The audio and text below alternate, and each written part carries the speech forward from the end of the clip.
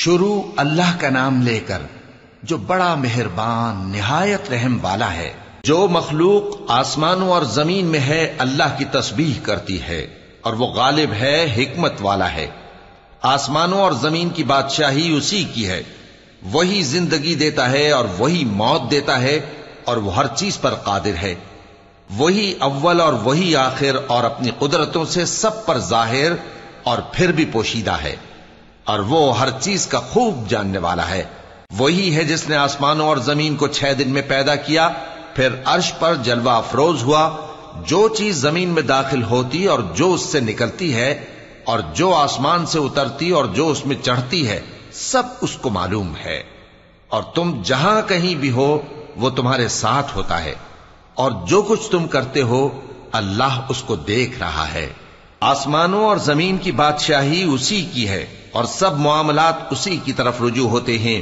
وہی رات کو دن میں داخل کرتا اور دن کو رات میں داخل کرتا ہے، اور وہ دلوں کے بھیدوں تک سے واقف ہے۔ لوگوں، اللہ پر اور اس کے رسول صلی اللہ علیہ وآلہ وسلم پر ایمان لاؤ، اور جس مال میں اس نے تم کو اپنا نائب بنایا ہے اس میں سے خرچ کرو۔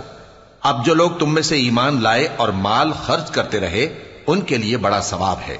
اور تم کیسے لوگ ہو کہ اللہ پر ایمان نہیں لاتے، حالانکہ اس کے پیغمبر صلی اللہ علیہ وآلہ وسلم تمہیں بلا رہے ہیں کہ اپنے پروردگار پر ایمان لاؤ، اور اگر تم کو یقین ہو تو وہ تم سے اس کا عہد بھی لے چکا ہے۔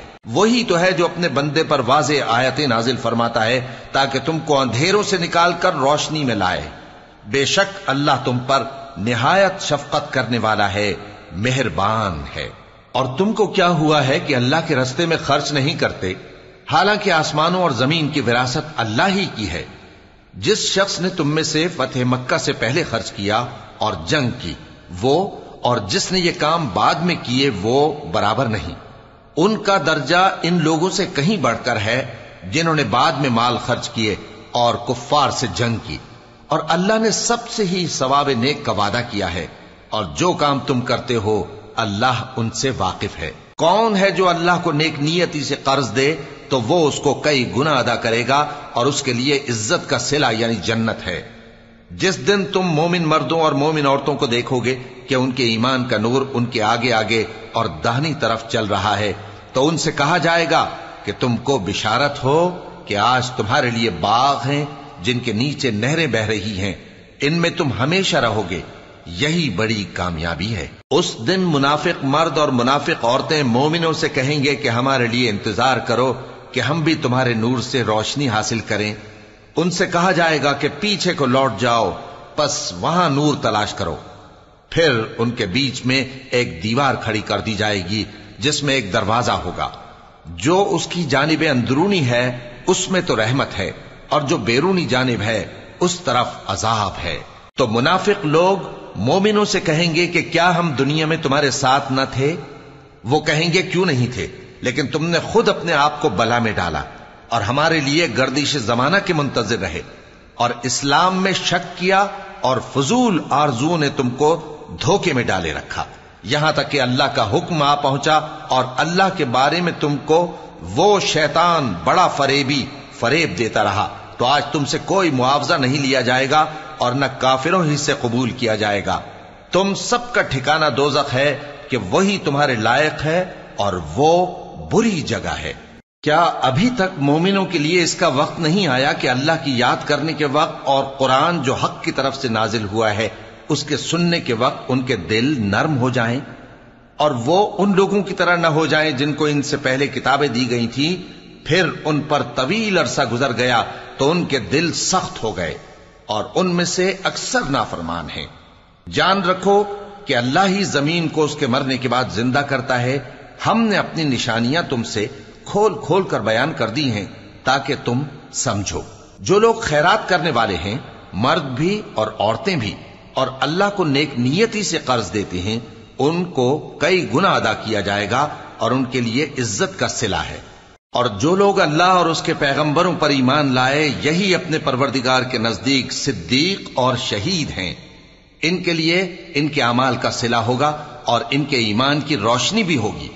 جن لوگوں نے کفر کیا اور ہماری آیتوں کو جھٹلایا، وہی اہل دوزخ ہیں۔ جان رکھو کہ دنیا کی زندگی محض کھیل اور تماشا اور زینت و آرائش اور تمہارے آپس میں فخر و ستائش اور مال و اولاد کی ایک دوسرے سے زیادہ طلب و خواہش ہے۔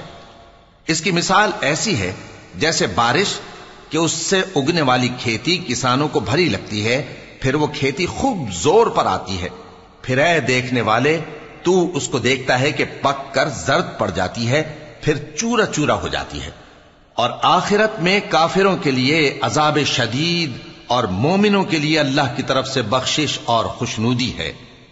اور دنیا کی زندگی تو دھوکے کا سامان ہے۔ بندو اپنے پروردگار کی بخشش کی طرف اور جنت کی طرف لپکو جس کا عرض آسمان اور زمین کے عرض کا سا ہے، اور وہ ان لوگوں کے لیے تیار کی گئی ہے جو اللہ پر اور اس کے پیغمبروں پر ایمان لائے ہیں۔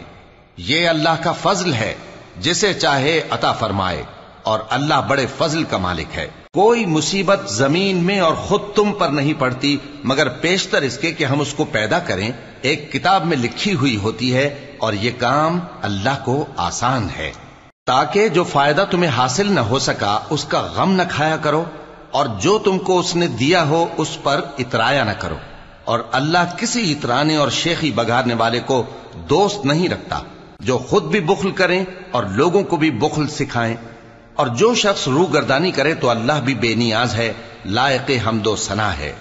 ہم نے اپنے پیغمبروں کو کھلی نشانیاں دے کر بھیجا اور ان پر کتابیں نازل کی اور میزان عدل، تاکہ لوگ انصاف پر قائم رہیں، اور لوہا پیدا کیا کہ اس میں اسلحہ جنگ کے لحاظ سے زور بھی بہت ہے اور لوگوں کے لیے فائدے بھی ہیں، اور اس لیے کہ جو لوگ بن دیکھے اللہ اور اس کے پیغمبروں کی مدد کرتے ہیں اللہ ان کو معلوم کرے۔ بے شک اللہ زور آور ہے، غالب ہے۔ اور ہم نے نوح اور ابراہیم کو پیغمبر بنا کر بھیجا اور ان کی اولاد میں پیغمبری اور کتاب کے سلسلے کو وقتاً فوقتاً جاری رکھا، سو بعض تو ان میں سے ہدایت پر ہیں اور اکثر ان میں سے نافرمان ہیں۔ پھر ان کے پیچھے انہی کے قدموں پر اور پیغمبر بھیجے، اور ان کے پیچھے مریم کے بیٹے عیسیٰ کو بھیجا، اور ان کو انجیل عنایت کی، اور جن لوگوں نے ان کی پیروی کی ان کے دلوں میں شفقت اور مہربانی ڈال دی۔ اور ترک دنیا والی نئی بات تو خود انہوں نے نکال لی، ہم نے ان کو اس کا حکم نہیں دیا تھا، مگر انہوں نے اپنے خیال میں اللہ کی خوشنودی حاصل کرنے کے لیے آپ ہی ایسا کر لیا تھا، پھر جیسا اس کو نبھانا چاہیے تھا نبھا بھی نہ سکے۔